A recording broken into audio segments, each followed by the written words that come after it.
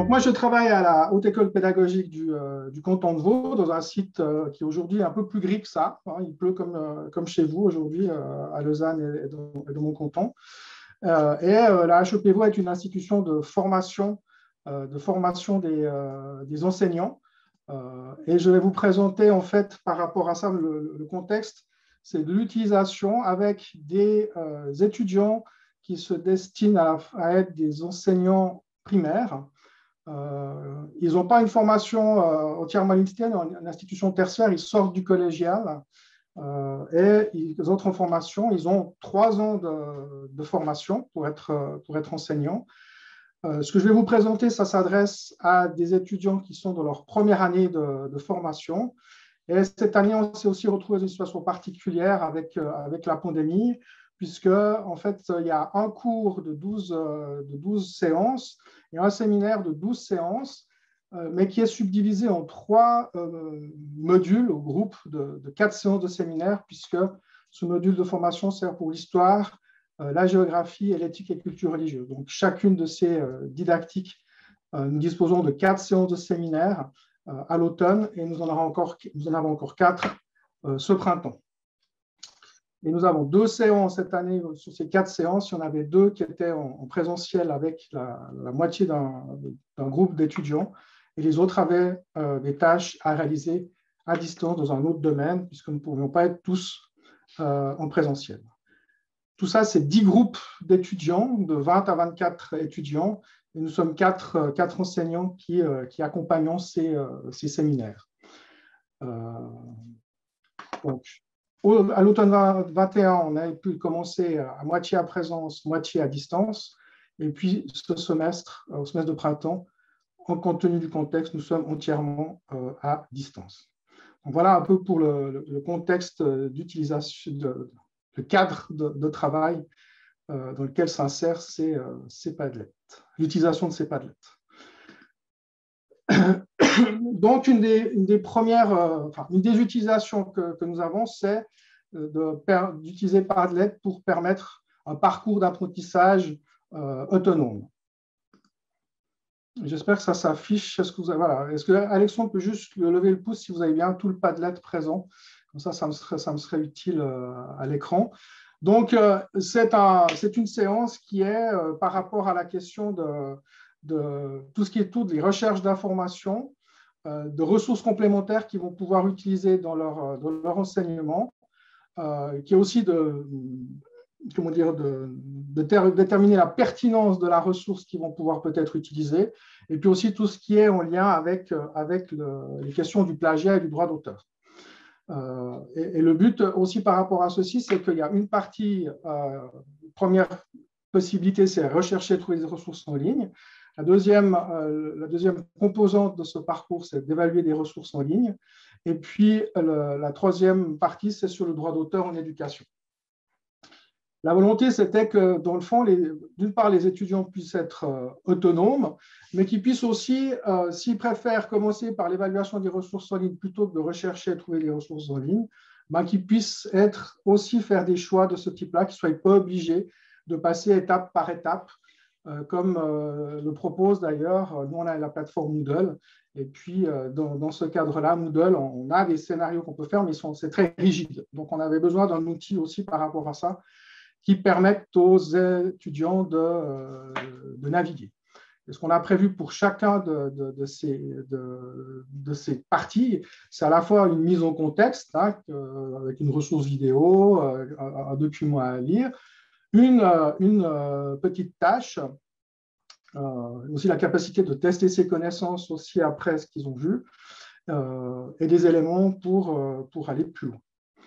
Par rapport à ceci, voilà, Padlet, d'une part, il y a le côté de la consigne, et puis après, il y a les trois parties d'utilisation en autonomie, d'apprentissage en autonomie. Des fois, voilà, il y a un quiz, des fois, il faut aller aussi mettre des réponses sur un forum ou avoir un feedback via un quiz, par exemple. Ou des retours, on a fait aussi un retour en vidéo parce que, évidemment, avec des groupes de séminaires de 24 étudiants et plus de 200 étudiants, Faire des retours individualisés, c'est un petit peu complexe, donc on a fait aussi des feedbacks, en vidéo. Voilà, il faut que je revienne maintenant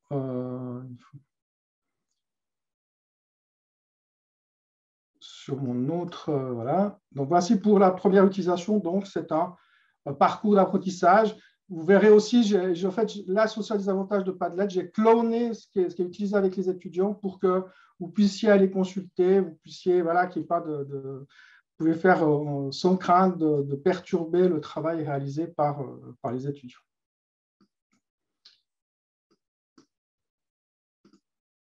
Deuxième utilisation de Padlet, c'est leur permettre à ces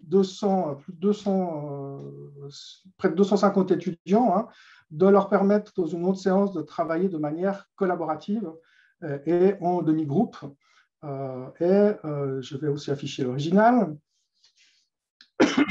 Donc ici, c'était une partie qui est sur la question des savoirs, on va dire, qui correspondent aux 4 années du programme d'histoire qu'ils auront à enseigner par la suite.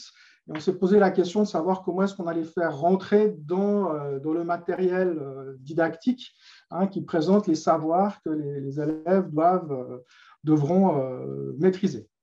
Donc, par rapport à ceci, on a, comme on avait 10 groupes, et il se trouve qu'on a 10 sujets, on a organisé sur 10 sujets qui étaient pris en charge par chaque groupe. Et chaque groupe était en plus avec 2 parties, enfin, était plus subdivisé en 2, enfin, ça faisait 4 sous-groupes encore. C'est assez difficile à parler cette année, c'est-à-dire qu'il y a des groupes qui sont subdivisés en plus en 4 équipes, hein, qui se répartissent le travail par rapport à un sujet comme, par exemple, le paléolithique et l'âge de la pierre taillée. Et donc, ce qu'ils avaient à faire, c'est dans un premier temps, c'était de prendre connaissance des contenus historiques de la partie dont ils avaient la charge. Et puis, au moment de la séance, à l'aide d'autres outils, hein, ils devaient se mettre d'accord sur les éléments essentiels qui concernaient les thèmes, les sujets dont ils avaient la responsabilité. Et une fois qu'ils s'étaient mis d'accord, eh ben, ils déposaient le résultat de leur travail sur ce Padlet et qui, dans le fond, progressivement construisait l'ensemble des contenus qui, pour cette volée de 2021, leur paraissaient comme étant essentiels. Donc, ça fait que par ce Padlet, par colonne, eh ben, progressivement, vous avez les contenus qui paraissent être indispensables à transmettre, hein, aux élèves de la 5e à la 8e année du primaire. Et donc, progressivement, ces éléments-là se complètent et offrent un panorama d'ensemble à tous les étudiants. Donc, ils travaillent quelque part de manière doublement collaborative, d'une part par rapport à la partie dont ils ont la responsabilité, si on veut. Et puis après, la collaboration fait aussi qu'ils ont un tableau d'ensemble qui est fait par eux-mêmes et pas par les enseignants. Voilà sur ce deuxième exemple, donc l'utilisation de Padlet pour permettre aux étudiants de travailler de manière collaborative.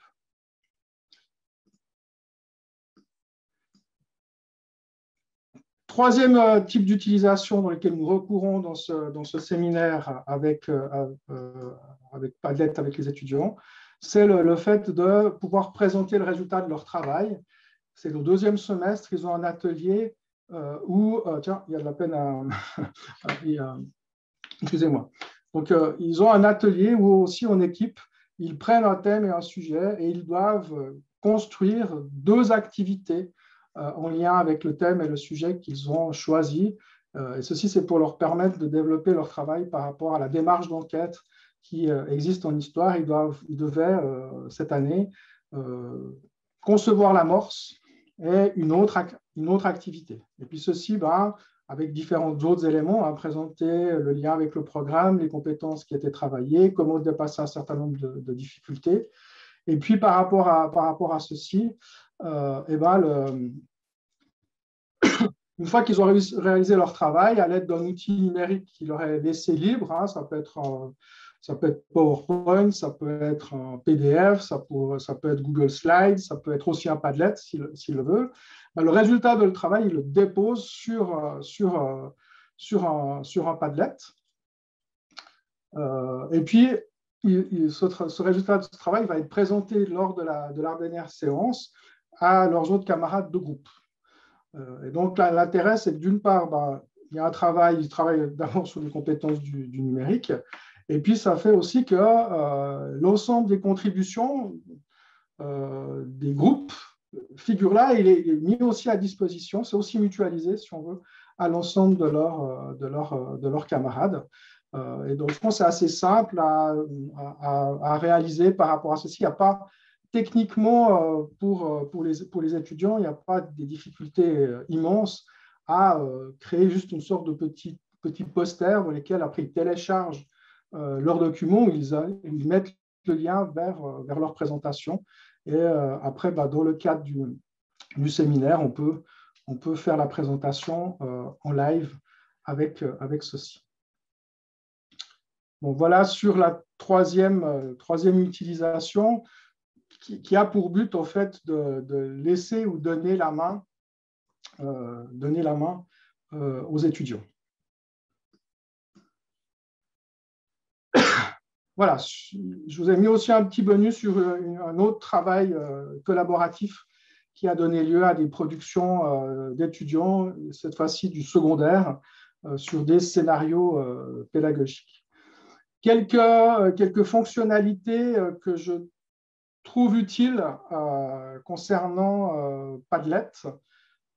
C'est d'abord la possibilité de modifier, d'avoir différents types de formats. Vous avez vu que mes Padlets, il y en a un qui est organisé en colonnes, d'autres qui a un parcours très, très libre.